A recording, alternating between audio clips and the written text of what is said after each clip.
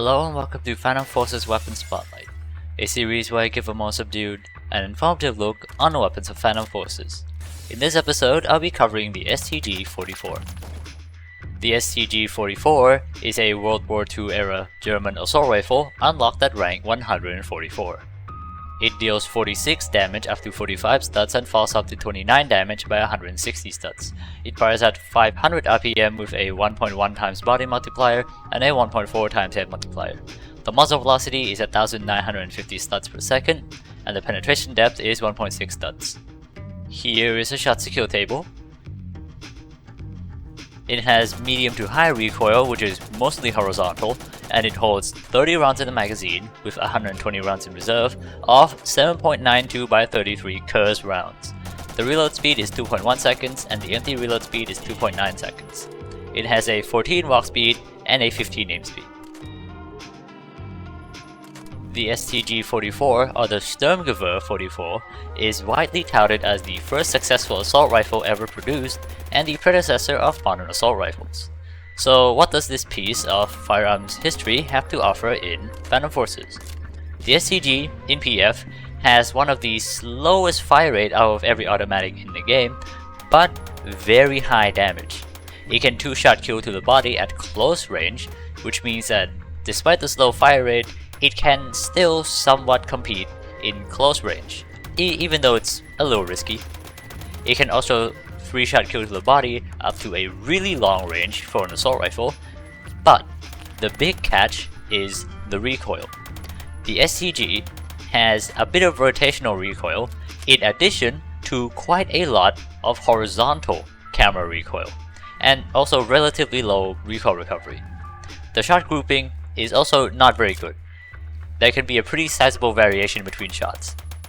This means that the recoil is quite hard to control even at medium range, and despite the really good ballistics range, the recoil will often screw you over and you might not hit anything.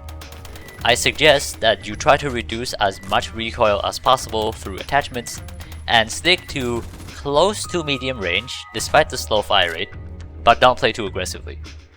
I rate the StG at B tier, and it's here because the performance is quite inconsistent due to the recoil.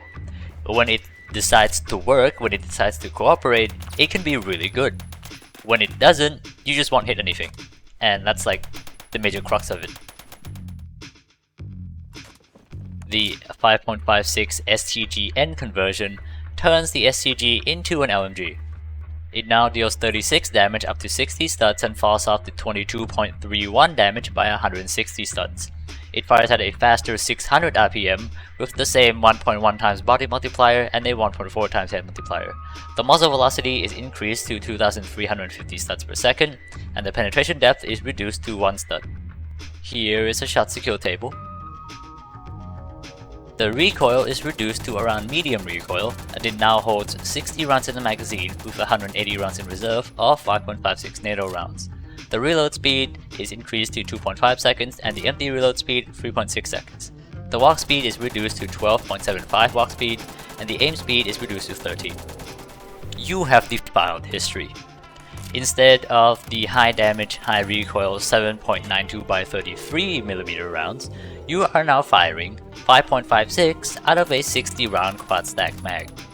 The fire rate is faster now and the recoil is reduced, but with a caveat. The slow recoil recovery is still there, and the horizontal camera kick is exactly the same. That's right, we still have that awful horizontal recoil. Now that we have a 60 round mag to act as a safety net for the recoil though, how does the gun feel? Still pretty bad, I'm afraid.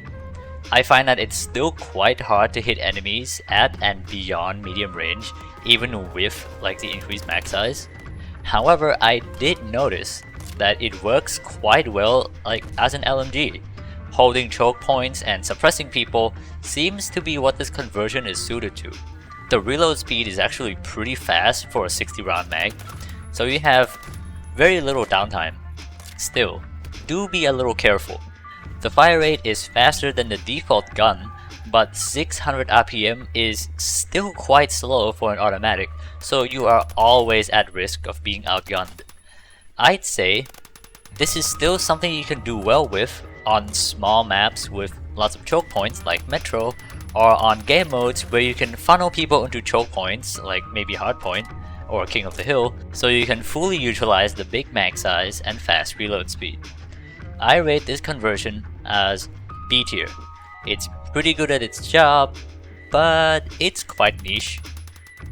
And that concludes this episode of Phantom Forces Weapon Spotlight. If you enjoyed this video, please leave a like and subscribe to the channel as it helps a lot. Thank you for watching, and see you next time.